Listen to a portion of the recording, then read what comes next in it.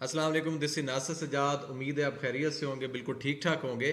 आज हम आपके लिए बहुत ही इंपॉर्टेंट जो है वो वीडियो लेके आए हैं जो कि लेडी कैडेट कोर्स से रिलेटेड है। लेडी कैडेट कोर्स की जो है वो अनाउंसमेंट जो है वो पाकिस्तान आर्मी ने कर दी है अपनी ऑफिशियल वेबसाइट पे।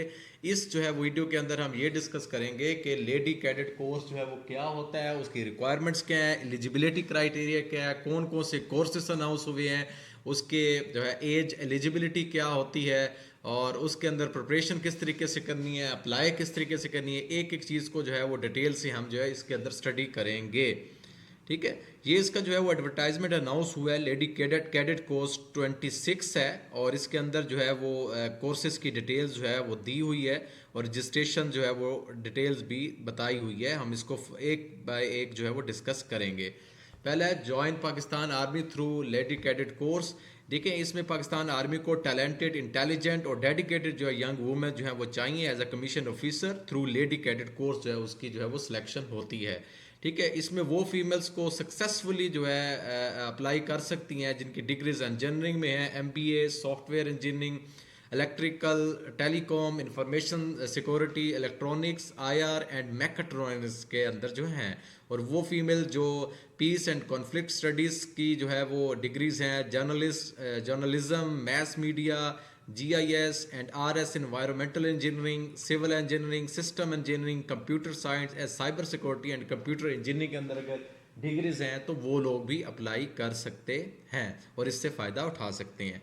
इसके बाद मज़ीद हम देखते हैं कि पाकिस्तान आर्मी ने काफ़ी सारी वैकेंसीज फीमेल्स के लिए अनाउंस की हैं जो कि मास्टर और BS डिग्री से ताल्लुक़ रखती हैं, जिसके अंदर इंफॉर्मेशन एंड कम्युनिकेशन टेक्नोलॉजी की हैं, ISPR की हैं, EME की हैं, कॉप्स ऑफ सिग्नल्स की हैं एंड कॉप्स ऑफ ऑर्डिनेंस की जो हैं हैं ये ब्रांचेस। ठीक है, अगर आपने 16 ईयर आपकी एजुकेशन है रेलिवेंट फील्ड में तो आप इसके अंदर जो है अप्लाई कर सकती हैं।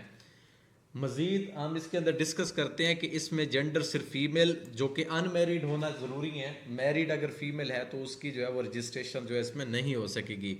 एज जो है वो 28 ईयर जो है वो रिक्वायर है। नेशनलिटी आप पाकिस्तान का सिटीज़न होना ज़रूरी है और डोमिसल जिनका आज़ाद कश्मीर या गिलगित बल्तिस्तान का है तो वो भी अप्लाई इसमें कर सकते हैं। अगर आपकी किसी की डुअल नेशनलिटी है तो वो अपनी अदर देन पाकिस्तानी नेशनलिटी का जो है वो सर्टिफिकेट देगा। मिनिमम इसके अंदर हाइट जो है वो 5 फीट है यानी 152.4 सेंटीमीटर होना ज़रूरी है। वेट जो है एज़ पर बॉडी मैस, आपका अगर बॉडी मैस के मुताबिक जो है हाइट के मुताबिक आपका मैस जो है वो कंसिडर होता है वेट। विजन जो है इसके अंदर आपकी आई साइट जो है वो 11/82 जो है वो होना ज़रूरी है। और इसका ट्रेनिंग जो ड्यूरेशन होता है वो 6 मंथ का होता है। 6 मंथ आपका ट्रेनिंग ड्यूरेशन इसके अंदर होगा। और इसमें एक इंपॉर्टेंट नोट है, old nationality identity card will not be accepted. अगर किसी का आइडेंटिटी कार्ड पुराना है तो वो एक्सेप्ट इसके अंदर नहीं होगा। तो ये बहुत इंपॉर्टेंट इन्फॉर्मेशन है, इसको मद्देनज़र रखना है। अब आगे होता है एक बॉन्ड फिल करवाया जाता है। बॉन्ड क्या होता है? ठीक है, बॉन्ड एक श्योरिटी है, एक श्योरिटी बॉन्ड होता है कि अगर आपकी सिलेक्शन हो जाती है, selected candidates will be required to sign a bond to serve the army for a minimum period 7 years. अगर आपकी सिलेक्शन हो जाती है तो आप जो है वो 7 ईयर मिनिमम जो है वो आप किसी और जगह अप्लाई नहीं कर सकते, आपको रहना ही रहना होता है। ठीक है, तो ये बड़ी इंपॉर्टेंट है। Application of bond will be commence on successful completion of basic Pakistan military academy Kakul.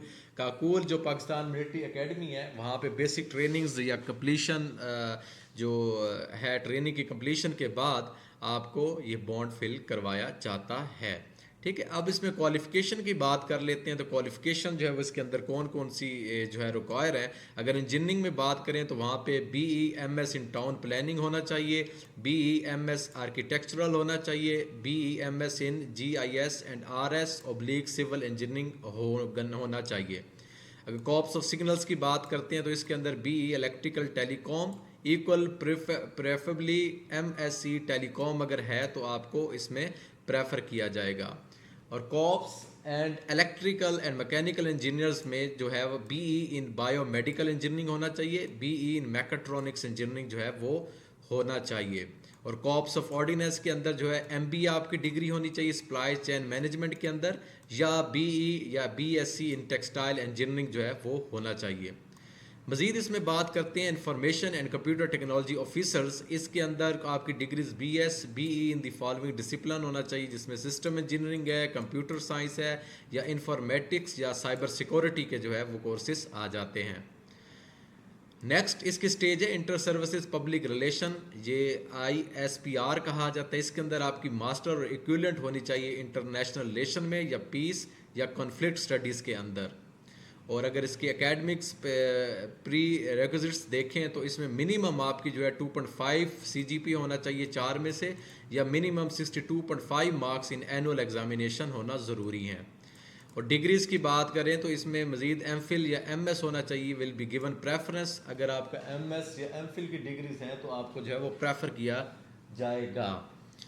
और नो थर्ड डिवीजन और grade D and only 1 second division oblique grade C throughout the academic career. Third division आपकी नहीं होनी चाहिए या grade D। मजीद candidates only graduate from HEC PEC recognise institution या universities. HEC PEC recognise आपकी universities जो है वो होना ज़रूरी है। अगर आपका PEC कार्ड नहीं है या HEC से अप्रूव्ड डिग्री नहीं है तो आप एलिजिबल नहीं होंगे। अगर कोई कैंडिडेट्स पाकिस्तान मिलिट्री अकेडमी से या कोर्सेज से या पोस्ट ग्रेजुएट एंट्री से रिजेक्ट हुए हैं तो वो लोग भी इसमें अप्लाई नहीं कर सकते, ठीक है। और candidates acquire qualification as private student is not eligible. अगर कैंडिडेट्स क्वालिफिकेशन उसकी private as a private student है वो भी एलिजिबल इसके अंदर नहीं होते। इन एलिजिबिलिटी में मजीद कंडीशंस क्या हैं? अगर आप 2 दफ़ा ISSB से नॉट रिकमेंड हुए हैं तो आप अप्लाई नहीं कर सकते।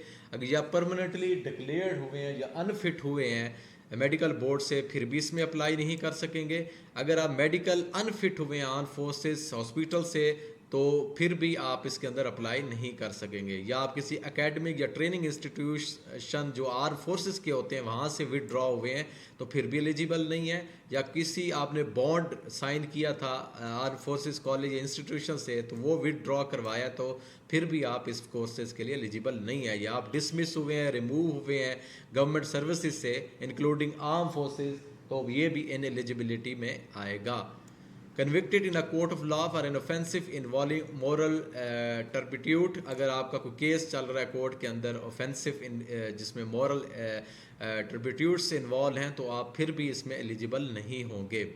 आगे फिर हम इनिशियल टेस्ट और ISSB की बात करते हैं। हम मज़ीद जो है वो ISSB से रिलेटेड मज़ीद वीडियोज़ भी इसमें लगाएंगे और डिटेल्स बताएंगे और किस तरीके से तैयारी की जाती है, किस तरीके से नोट्स को प्रिपेयर किया जाता है, क्या रिक्वायरमेंट्स होती हैं, वो भी हम नेक्स्ट वीडियोज़ के अंदर अपडेट आपको करेंगे। आप हमारे चैनल के साथ जो है वो जुड़े रहें और इंटरलिंक रहें। इसमें प्रिलिमिनरी सिलेक्शन स्टेप्स हैं। पहले ऑनलाइन रजिस्ट्रेशन करानी होती है, उसके बाद प्रिलिमिनरी टेस्ट होती हैं जिसके अंदर इंटेलिजेंस टेस्ट होता है। टोटल क्वेश्चन 75 होते हैं और टोटल टाइम 30 मिनट जो है इसके अंदर दिए जाते हैं। इसमें वर्बल इंटेलिजेंस टेस्ट है, नॉन वर्बल इंटेलिजेंस टेस्ट होता है। उसके बाद एकेडमिक टेस्ट आ जाते हैं जिसके अंदर आपको प्रिलिमिनरी मेडिकल टेस्ट होता है। आपको medical test army selection and recruitment centre से करवाना होता है और वो क्लियर होता है तो उसके बाद फिजिकल टेस्ट होता है। फीमेल कैंडिडेट्स जो 1.6 किलोमीटर रनिंग जो है वो ज़रूरी होती है इन 14 मिनट्स के अंदर फीमेल्स के लिए। उसके बाद short listed candidates information receive करते हैं ISSB टेस्ट के लिए, वेबसाइट के थ्रू भी इन्फॉर्म किया जाता है, कॉल लेटर्स भी जो है वो घर के एड्रेस पे भेजे जाते हैं। उसके बाद जो है वो आपका ISSB का प्रोसेस जो है वो स्टार्ट हो जाता है। अब इसमें अब बात कर लेते हैं कि किस तरीके से आपने रजिस्टर करना है ये कोर्स के लिए। आपने सबसे पहले जो है वो इंटरनेट को ओपन करके ऑफिशियल वेबसाइट www.joinpakarmy.gov.pk को ओपन करना है। यहाँ पे आपने अपनी डिटेल्स वगैरह सारी फिल करनी है, डॉक्यूमेंट्स अटैच करने हैं और आपको टेस्ट सेंटर जो भी आपने रखना है वो आपने इसके अंदर मेंशन करना है। और उसके बाद जो है वो प्रिंटेड जो है वहाँ से एक स्लिप जनरेट हो जाएगी और वो आपने अपने पास रखना है। और ये चीज़ आपने जहन में रख लेना है, आपने अपनी जो भी इंफॉर्मेशन देनी है करेक्ट देनी है और उसमें किसी तरह की कोई गलत बयानी ऐसी चीज़ जो है वो नहीं होनी चाहिए। और आपने जो इन्फॉर्मेशन देनी है फैक्ट्स एंड फिगर्स भी होनी चाहिए और उसका जो फिज़िकल प्रूफ भी आपके पास होना ज़रूरी है। तो जैसे ही आप ये अप्लाई करते हैं उसके बाद आपको प्रिंटिंग फॉर्म में जो है वो रजिस्ट्रेशन स्लिप जो है वो जनरेट हो जाती है और आप जो है वो उसको टेस्ट डेट वाले दिन आप लेके आते हैं। इसकी लास्ट डेट की बात करें तो 26 से 5 जनवरी 2025 तक जो है इसकी रजिस्ट्रेशन जो है वो ओपन हुई है।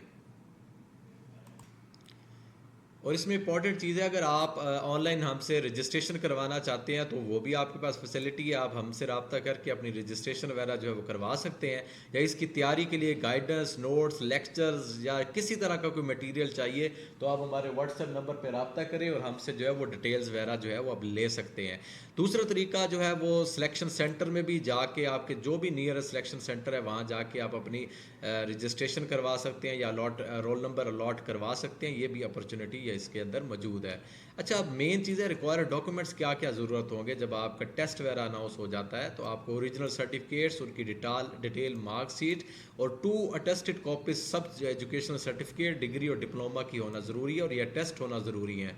आप अगर गवर्नमेंट सर्वेंट हैं तो एनओसी जो है अपने कंसर्न डिपार्टमेंट से लेना ज़रूरी होगा और वो प्रोड्यूस करना सिलेक्शन वाले दिन, टेस्ट वाले दिन देना ज़रूरी होगा।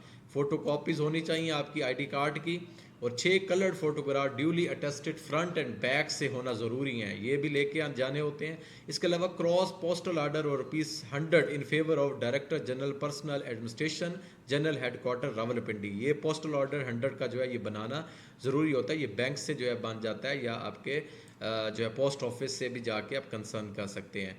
और candidate must bring their degrees duly verify by HEC and PEC। और जो आप डिग्रीज लेके आएंगे वो HEC और PEC से वेरीफाई होना ज़रूरी हैं।